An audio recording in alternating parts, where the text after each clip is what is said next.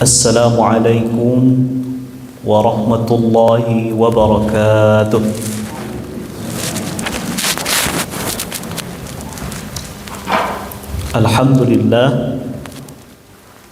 Alhamdulillahi rabbil alamin hamdan kathiran tayyiban mubarakan fih kama yuhibbu rabbuna wa yarda.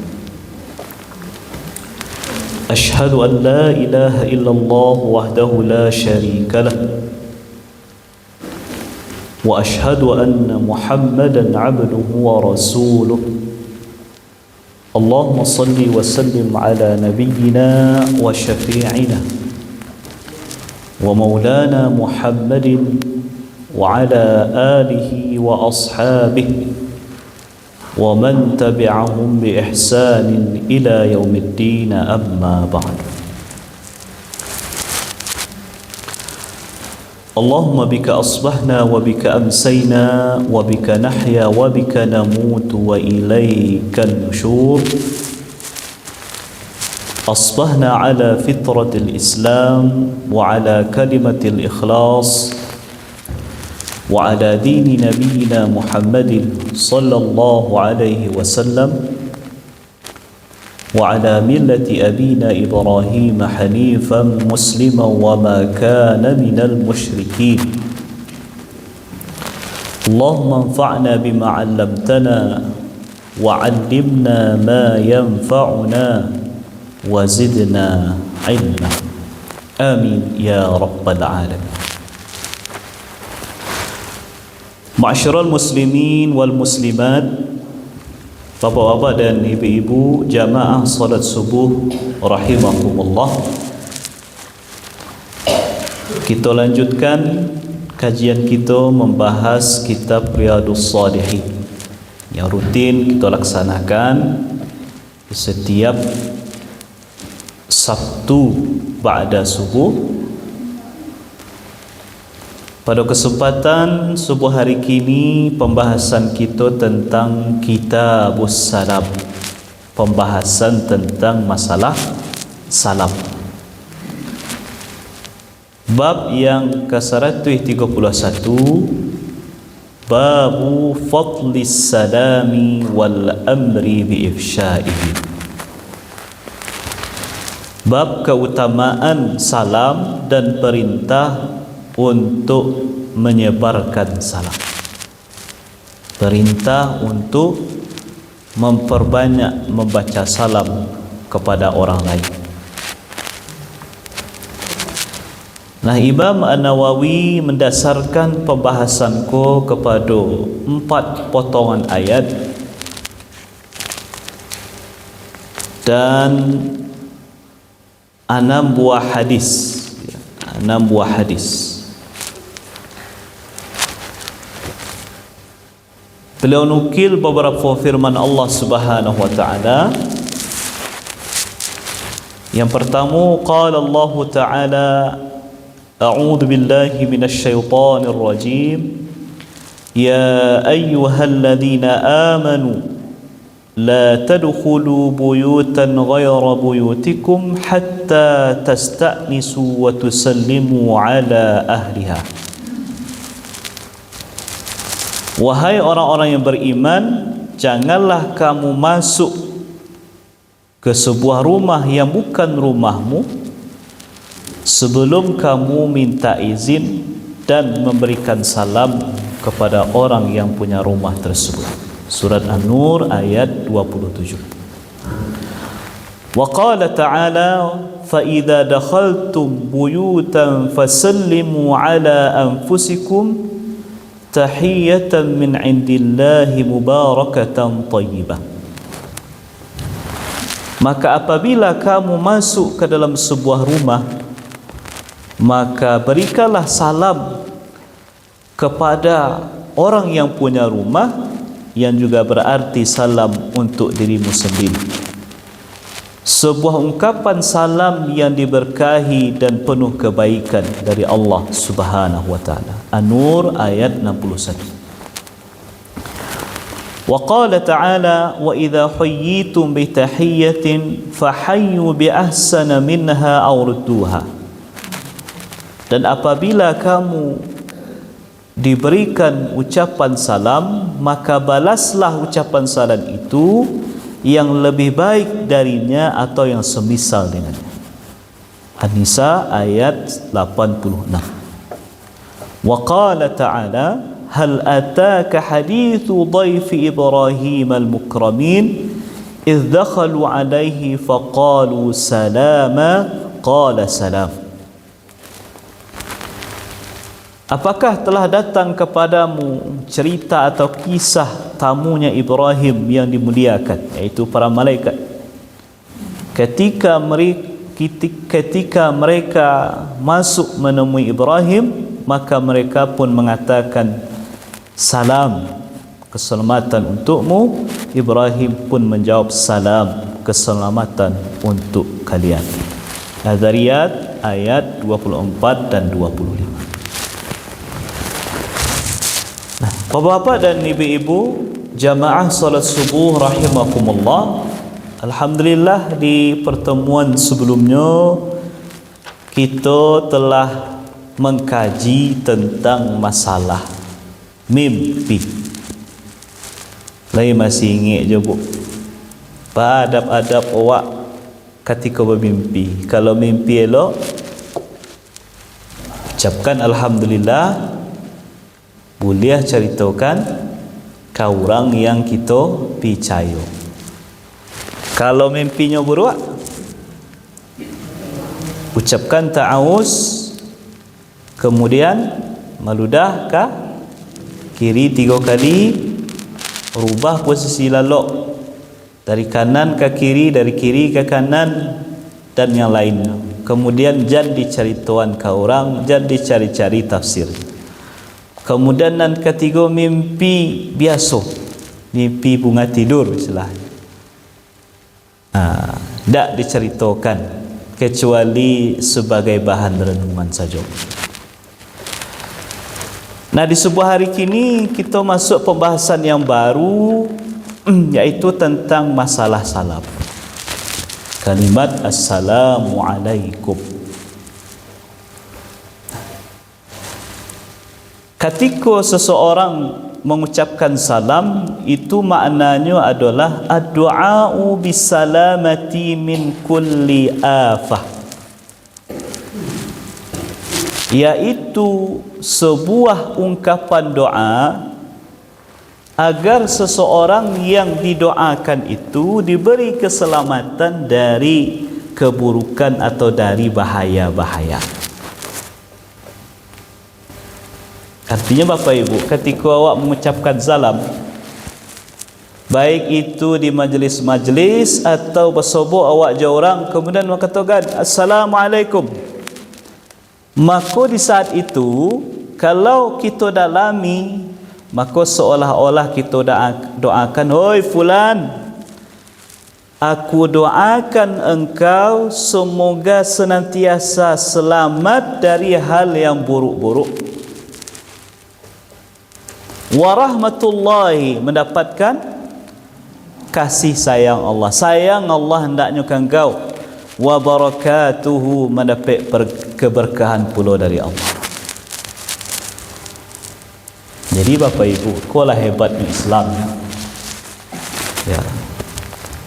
Tak hanya sekadar menyapu, tapi juga mengucapkan salam. Nah, nanti akan kita dalami dalam hadis-hadis yang dinukil oleh Imam Nawawi di dalam kitab Riyadhus Shalihin. Tapi yang jalan, ketika kita mengucapkan salam, kita doakan orang selamat dari yang buruk, selamat dari supayanya tidak sakit, supayanya tidak kekurangan harta, selamat dari supaya tidak melakukan maksiat, selamat dari neraka, pokoknya selamat dari yang buruk-buruk. Nah, makanya ketika ada orang yang mengucapkan salam itu, menjawabnya hukumnya bu, wajib atau sunnah? Wajib. Kenapa? Kerana awaklah begitu didoakan orang. Kalau doakan orang, ibaratnya kalau orang lah berbuat elok ke awak, kewajiban awak membalas kebaikannya, walaupun dia tak minta.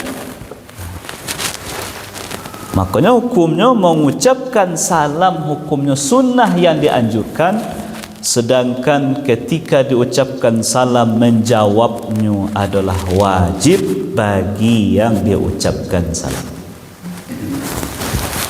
Nah, Bapak dan Ibu-ibu, ketika kita melaksanakan salat, ketika kita melakukan salat, ketika tahiyat, ayat kita baca tahiyatul mubarakatus salawatul thayyibatu lillah assalamu alayka ayyuhan nabiyyu wa rahmatullahi wa barakatuh assalamu alayna wa ala ibadillahis salihin. Nah, jadi kok ada sejarahnya Bapak Ibu, ada caritonyo salam. Jadi suatu kali ada salah seorang sahabat yang mengucapkan kalimat assalamu ala Allah min ibadihi, assalamu ala Jibril, assalamu ala fulan wa fulan. Salam atas Allah kepada para hambanya, salam juga untuk Jibril, salam juga untuk fulan-fulan. Maka Nabi melarang ucapan itu sambil mengatakan jangan diucapkan itu, karena sesungguhnya Allah itu sudah salam, sudah selamat. Jadi tak perlu didoakan lagi. Perlu Allah didoakan. Perlu Allah didoakan. Perlu tak? Doa aku untuk orang yang membutuhkan. Allah butuh pada sesuatu? Tidak. Sesuatu tu yang butuh kepada Allah. Lalu ke Cik Nabi SAW, tapi ucapkanlah assalamu alayna wa ala ibadillahis salihin. Keselamatan untuk kami dan untuk hamba-hamba Allah yang soleh. Apabila kamu mengucapkan itu, berarti kamu telah mengucapkan salam kepada seluruh hamba-hamba Allah yang soleh, baik itu yang ada di langit maupun yang ada di bumi. Nah, luar biasa Bapak. Kau ucapkan itu, apalagi dalam sembahyang awak, assalamu alayna, keselamatan untuk kami yang sedang solat ya Allah. Wa ala ibadillahis salihin, juga untuk hamba-hamba Allah yang saleh dimanapun. Dan siapapun itu hamba yang saleh, apakah dari golongan manusia kah, apakah dari golongan jin kah, atau dari golongan malaikat, sadonya dapat itu. Nah, tiap sembahyang kita doa itu, kita baca itu, setiap kita tahiyat. Kalau tahiyatnya sekali di sembahyang subuh, sekali kita baca itu. Kalau tahiyatnya 2 kali dalam solatnya lain, 2 kali kita baca di tahiyat awal dan tahiyat akhir. Bahkan ketika kita salam pun dan kita baca kiri kanan adalah assalamualaikum warahmatullahi, assalamualaikum warahmatullahi. Bapak Ibu, itulah cara Allah menyuruh kita ifsya'us salam, menyebarkan salam. Dalam ibadah solat disuruh kita doakan diri kita, doakan hamba-hamba Allah yang soleh. Setelah solat, kiri kanan kita tutup solat kita dengan salam. Bahkan yang namanya salat itu suatu ibadah yang terdiri dari perbuatan dan perkataan khusus, dibuka dengan niat atau takbiratul ihram, ditutup dengan salam. Kemudian diperintah pula setelah itu mengucapkan salam dalam kesempatan-kesempatan yang lain. Nah, Bapak Ibu, Imam Nawawi menukilkan beberapa ayat ke kita ya. Yang pertama dalam surah An-Nur tadi, surah An-Nur ayat 27.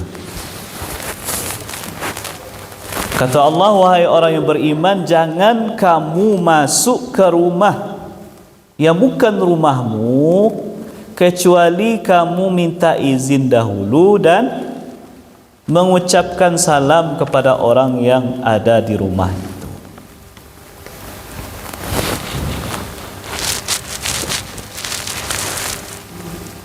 Jangan masuk ke rumah sebelum dua. Yang pertama, minta izin, dan kedua, mengucapkan salam. Boleh izin dulu, salam dulu, atau salam dulu, minta izin dulu, boleh. Nah. Tapi yang kedua kok jangan lupa untuk dilakukan. Nah, kadang orang bapa ibu yang kecilnya, oh tu sana ambo, tetangga ambo lah biasa je ambo nya buka sepintu rumah langsung masuk. Nah. Kenapa awak disyariatkan untuk minta izin dulu? Lagi salam minta izin.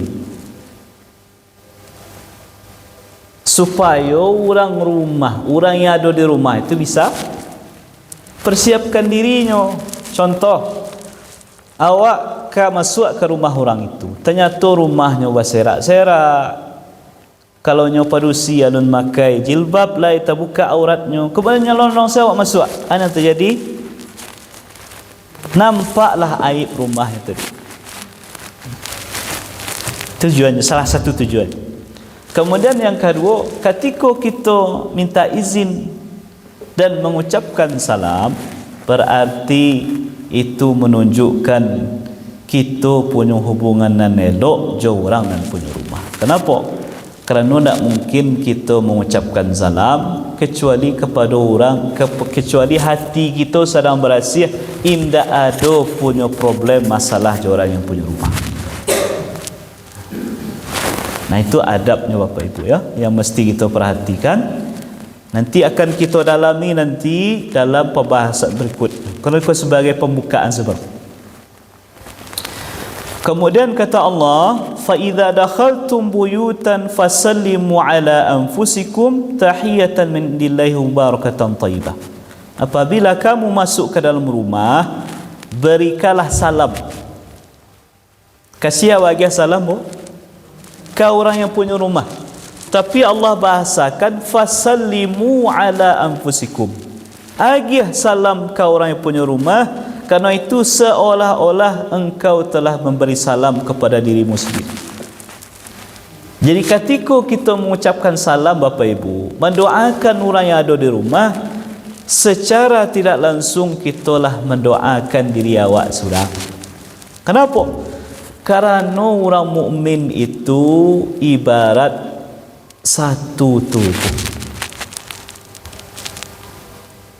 Kata Nabi, al-mu'min kamathal jasadil wahid. Orang mukmin itu ibarat satu tubuh. Kok ada anggota tubuh nan merasakan sakit, maka anggota tubuh nan lain pun ikut merasakan sakit. Kalau tak percaya ibu-ibu, picik kawan yang di sebelah. Cik kuat-kuat. Apa terjadi? Apa terjadi ibu? Nanti picik tangan. Kemudian nan madu apa? Mulut. Kadang saking sakitnya muah keluar air mata. Nan kanai tangan tapi mulut bereaksi, mata bereaksi. Kadang tangan pun bereaksi membalih orang bicara awak tadi. Sadonya mana tuan? Nah, itulah orang beriman. Ibarat satu tubuh. Ketika ada nan sakit, nyo ikut merasakan sakit. Kalau ada yang kekurangan, nyo merasa berkekurangan, bantulah saudaranya. Jadi ketika kita mengucapkan salam ke orang yang punya rumah, maka seolah-olah kitalah mendoakan pula diri kita seorang.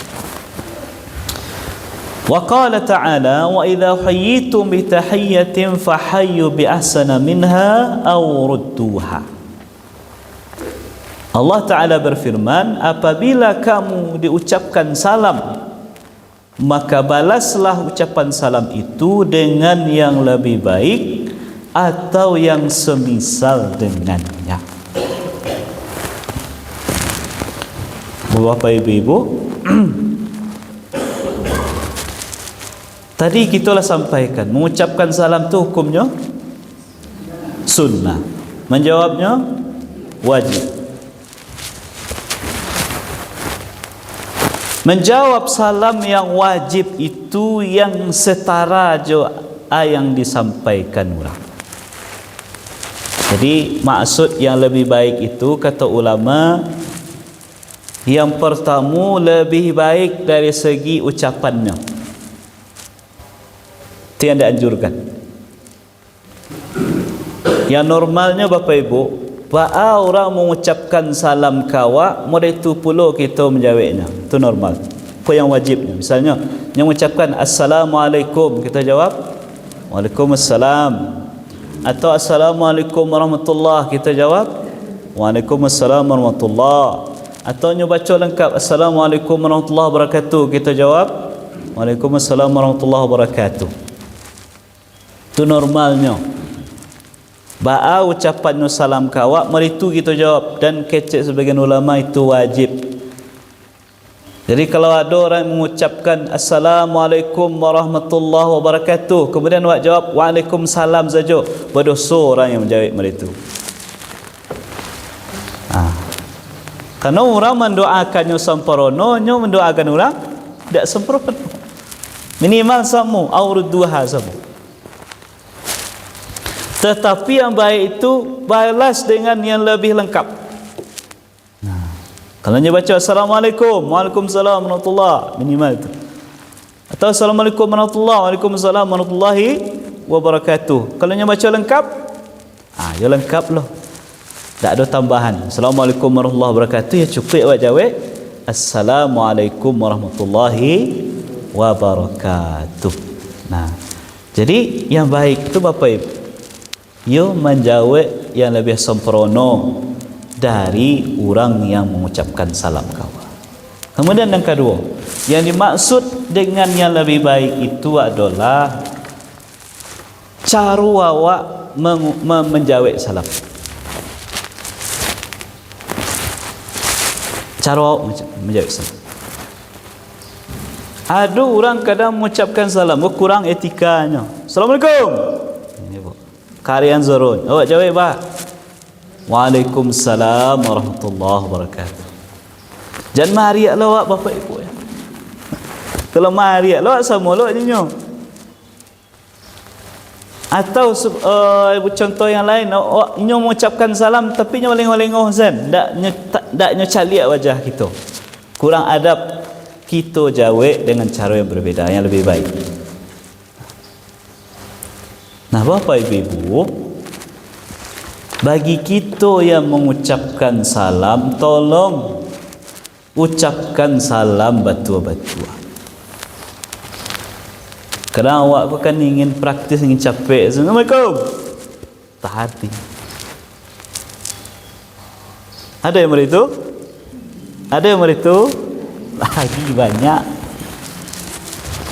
Assalamualaikum. Tahan Assalamualaikum. Bahkan yang lebih bahaya lagi ketikanya baca Assalamualaikum. Itu atas Assalamualaikum tu. Assam, ikulah doa salam orang Yahudi kepada Nabi.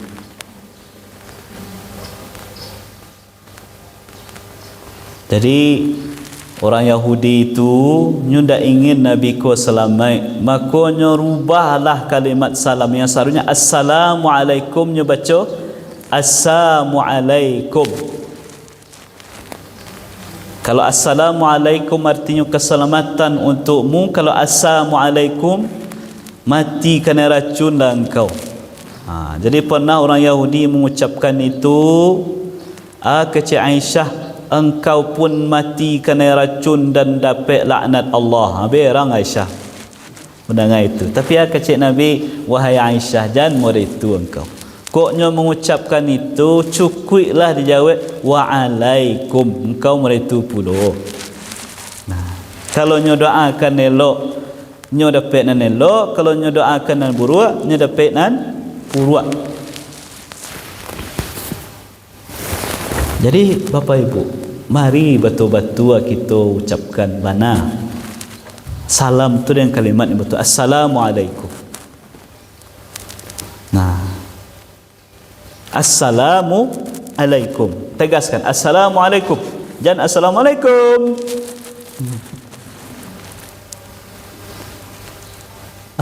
Dah ada kata alaikum yang panjang tu maknanya kurang pas. Maka yang tepat adalah Assalamualaikum. Kita bertamu ke rumah orang. Assalamualaikum. Nah, kesannya mungkin agak ketus nampaknya, tapi itulah bentuk kalimat salam yang baik. Jadi kita mengucapkan salam dengan kalimat yang betul. Orang yang mendengar salam itu diucapkan menjawab pula dengan yang betul. Bisa dua pilihannya. Bisa menjawab dengan kalimat yang sama seperti yang diucapkan oleh orang tadi, dan yang terbaik, yang lebih baik adalah menjawab ucapan salam yang lebih sempurna dibandingkan dengan ucapan salam orang lain. Nah, pendalamannya nanti kita akan kaji dalam pembahasan di bab-bab selanjutnya. Itu sebagai pembukaan. Kerana bab itu sebagai pembuka kaji. Kita masuk hadisnya, Bapak Ibu. Hadis yang pertama. Wa an Abdullah bin Amr bin al-As radhiyallahu anhuma anna rajulan sa'ala Rasulullah sallallahu alaihi wasallam ayyul islami khair qala tut'imu at-ta'ama wa taqra'u as-salama ala man 'arafta wa man lam ta'rif. Muttafaqun alaih. Dari Abdullah bin Amr bin Al-As, semoga Allah meridai beliau berdua, bahwasanya ada seorang laki-laki bertanya kepada Rasulullah sallallahu alaihi wasallam, apa bentuk Islam yang baik itu? Atau apa saja hal-hal yang baik yang diajarkan di dalam Islam?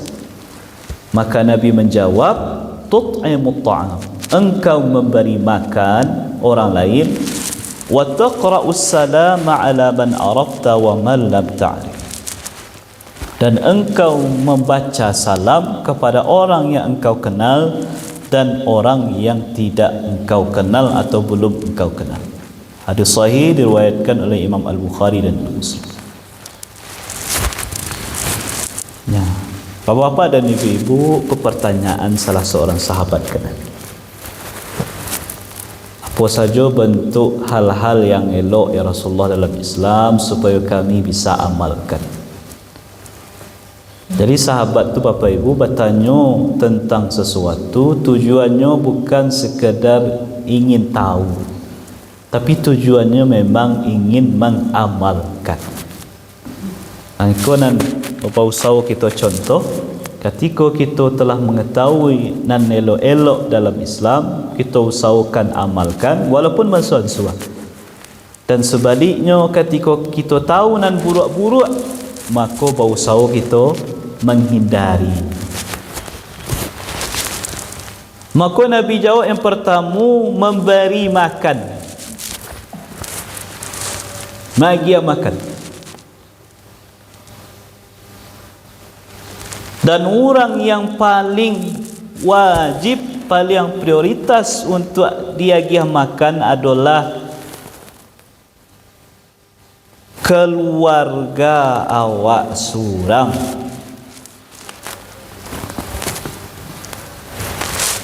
Satu keluarga, kalau suami ya istrinya, anak-anak.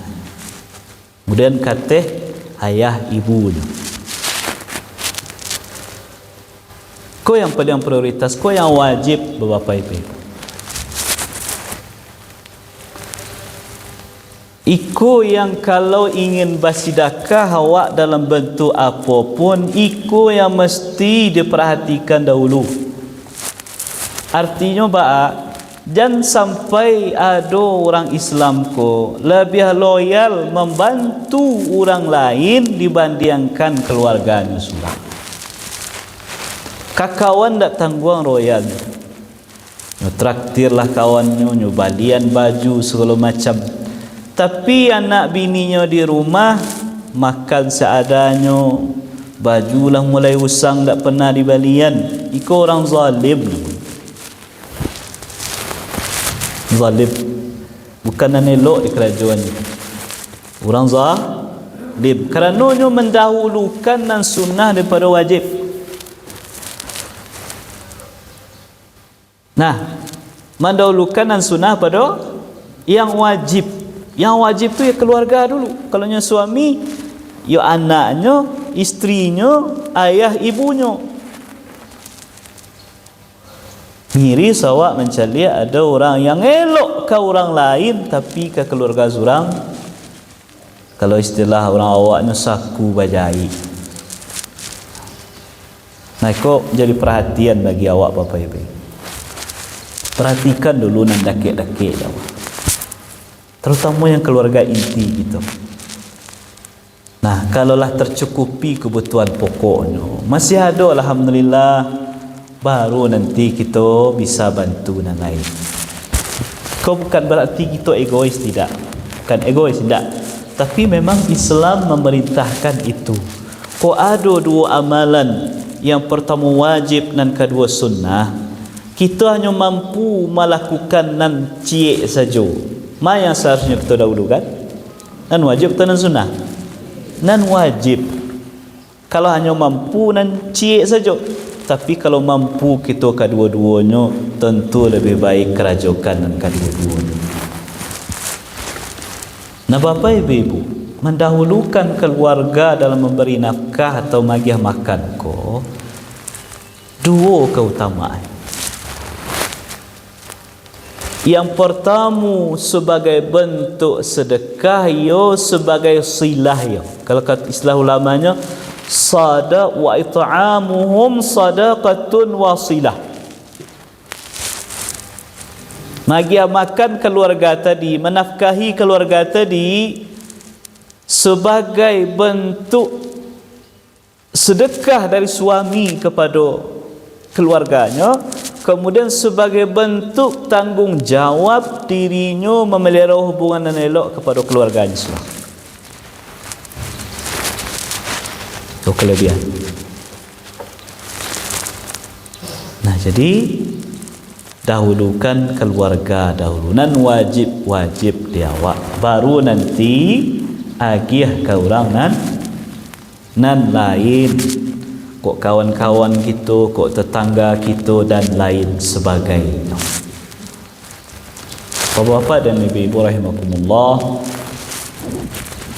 bagi kita yang magiah makan keluarga, yang menafkahi keluarga, kadang awak apa namanya, kalau membantu orang kita merasa alhamdulillah bisa elok beramal soleh ke orang lain. Tapi ketika kita agih nafkah, kita agih makan keluarga kita, kadang awak biasa-biasa saja. Padahal kecik Nabi, 1 dinar, 1 dirham yang kau nafkahkan untuk orang miskin, 1 dirham yang kau sedekahkan untuk orang yang berjuang di jalan Allah, 1 dirham untuk membangun ini, membangun itu, 1 dirham untuk keluargamu. Yang paling baik adalah 1 dirham untuk keluarga. 1 dirham. Artinya kita balik kanan tadi, jangan sampai loyal ke orang lain tapi ke keluarga inti, bini, anak, orang gaib tidak terperhatikan. Kau orang yang tidak punya prioritas dalam melakukan amalan. Nah, kemudian Bapak Ibu, kadang awak dalam beramal ko salah kaprah. Sehingga terkadang dalam infak sedekah itu, mohon maaf ko sebagai autokritik untuk diri kita bersama, ada ketimpangan. Contoh, ko ada di sebuah masjid musola kota infak, 3 lubang kotak. Ada untuk musaji, ada untuk anak yatim, ada untuk MDA. Mana paling segetik di sini? Mana paling segetik? Kalau di musaji ambo di pandan gadang, karena ambo pengurus juga Bapak Ibu, itu nampak yang banyak tu musaji tu. Kemudian yang kedua anak yatim. Kemudian yang ketiga MDA.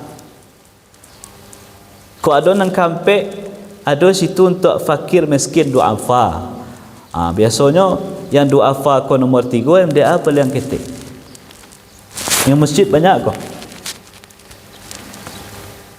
Nah, seolah-olah ulang alam ya, apakah ikut batu atau tidak, seolah-olah kalau kamu saji awak berinfak bersedekah lebih gadang pahalanya dibandingkan kau untuk fakir miskin atau untuk MDA.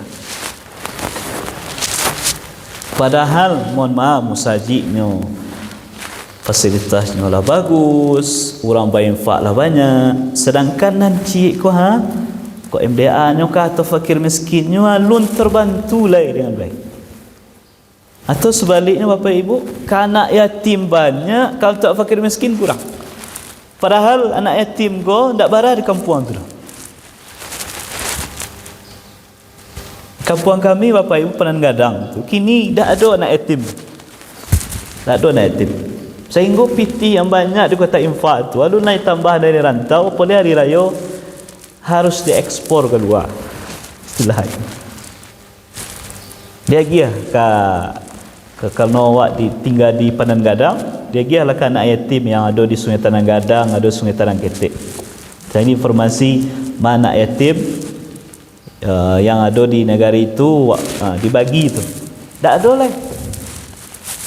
Dan juga ikut sebagai itu je bagi kita pengurus, kau ada amanah dana untuk anak yatim misal, dan anak yatim tak ada di kampung awak, jangan ditahan-tahan lagi akan kena lain.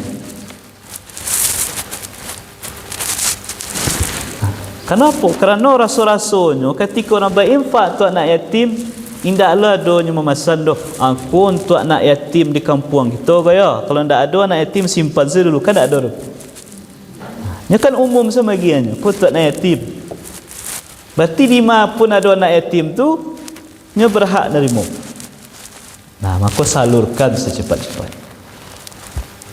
Dan sebaiknya kalau ada dana untuk anak yatim, jangan hanya diagiahkan pasca raya.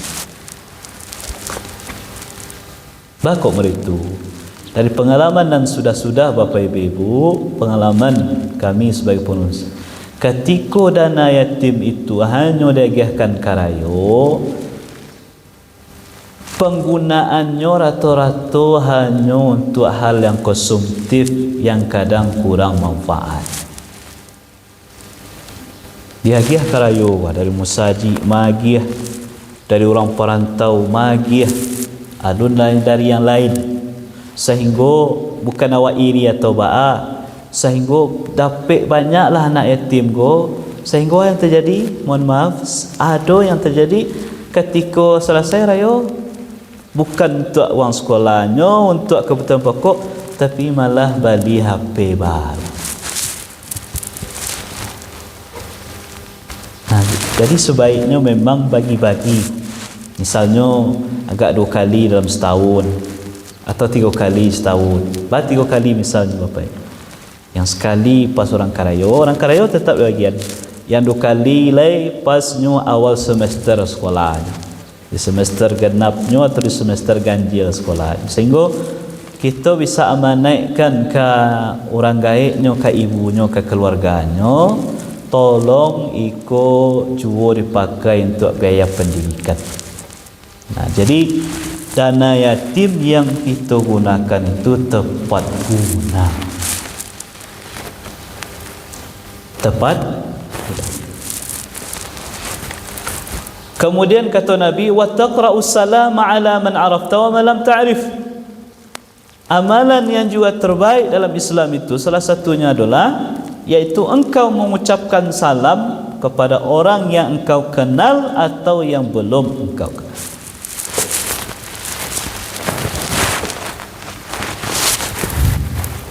Nah, rata-rata awak mengucapkan salam ke orang yang awak kenal. Aku memang susah awak untuk apa namanya biasakan bapa ibu.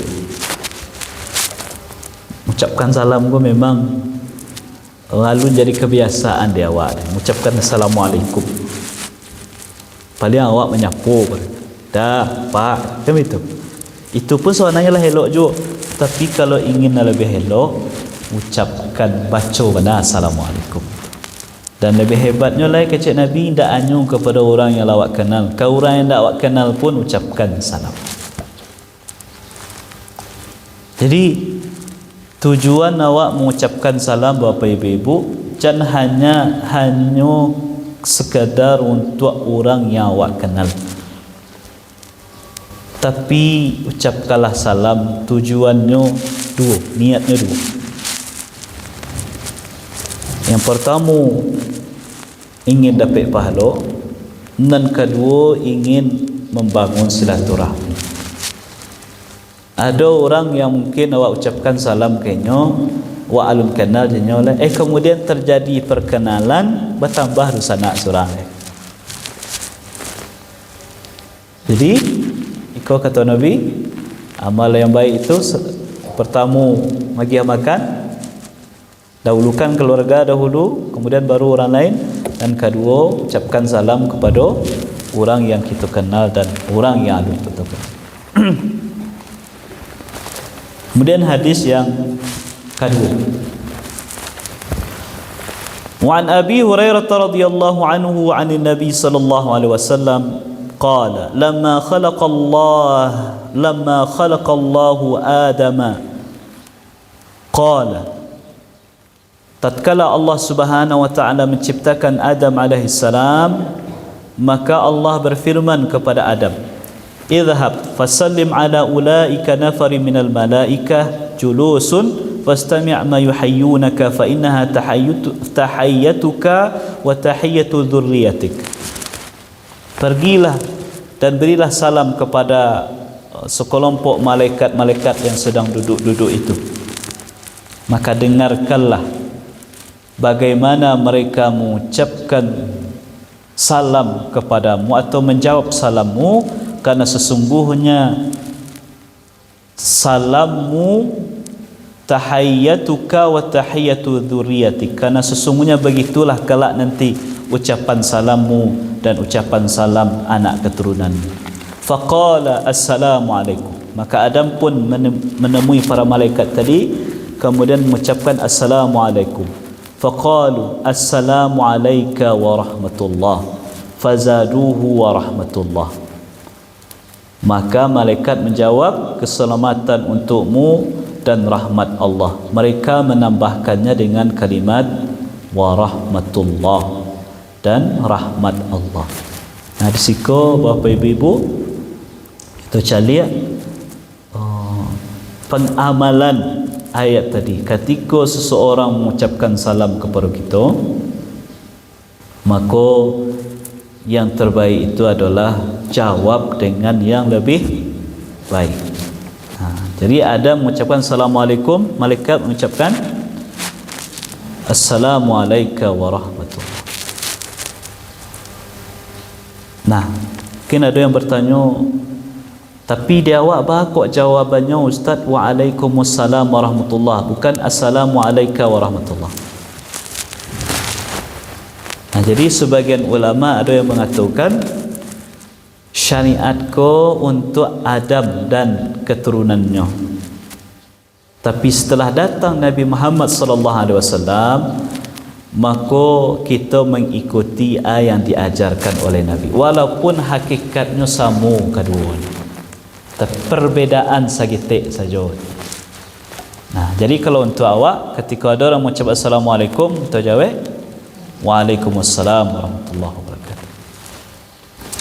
Hadis yang ketiga, wan Abi Umarah Al-Barra ibn Azib radhiyallahu anhuma qala amarna Rasulullah sallallahu alaihi wasallam bisab'in bi'iyadati al-marid wa ittiba'i al-janaiz wa tashmit al-'atis wa nasr al-dha'if wa 'awn al-mazlum wa ifsha'i as-salam wa idrar al-muqsim. Muttafaqun alaih. Dari Abu Umarah Al-Barra bin Azib, semoga Allah meridai beliau berdua, beliau berkata, Rasulullah sallallahu alaihi wasallam memerintahkan kami untuk melakukan 7 hal. Yang pertama, bi'iyadatil marid, menjenguk orang sakit. Nah, di kajian Selasa malam Bapak Ibu kita lah kaji ko. Ya, aku teman menjenguk orang sakit. Salah satunya adalah kata Nabi, sianan menjenguk orang sakit di pagi hari, 70,000 malaikat mendoakannya sampai sore hari. Siana mencelik orang sakit di sore hari, 70,000 malaikat mendoakannya sampai subuh atau pagi hari. Wattiba'il janaiz, mengikuti jenazah, terutama menyalatkan dan mantan ke kuburannya. Kalau ada orang yang ikut solat jenazah kemudian nyuantan sampai dimakamkan, maka pahalanya kecek Nabi 2 qirat, seperti 2 gunung yang besar. Kalau ada orang yang salat jenazah kemudiannya pulang, masih dapat pahala gadang 1 qirat, seperti 1 gunung besar. Wa tashmitil 'atish, mendoakan orang yang bersin. Kalau nya bersinnya baca alhamdulillah, kita baca yarhamukallah. Kemudian orang nan bersin tadi mendoakan balik, yahdikumullah wa yuslihu balakum. Wa nasrid dha'if, menolong orang yang lemah. Wa aunil mazlum, menolong orang yang berbuat, yang dizalimi. Kecek Nabi, unsur akhaka zalim wal mazlum, tolong saudaramu yang berbuat zalim dan yang terzalimi. Heran sahabat, ya Rasulullah, kok orang yang terzalimi kami tolong jaleh, kerana terzalimi. Lalu bagaimana cara kami menolong nan zalim? Kok orang zalim ditolong? Maka kecek Nabi, pacik tangannya dan sampai nyobek zalim. Itu cara awak menolong saudara awak. Jadi kok ada orang yang kabaniat berbuat yang tak elok, larangnya, tu cara awak menolong. Supaya apa? Supaya nya tidak terjebak jatuh kepada perbuatan dosa yang akan membinasakan nanti di akhirat.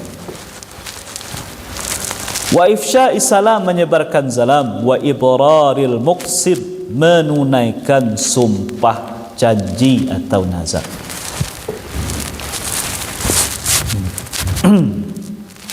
Jadi dalam poinan ke-6, Nabi memerintahkan wa ifsya'is salam, menyebarkan salam atau memperbanyak mengucapkan salam. Hadis yang keempat, wa an Abi Hurairah radhiyallahu anhu qala qala Rasulullah sallallahu alaihi wasallam la tadkhulul jannata hatta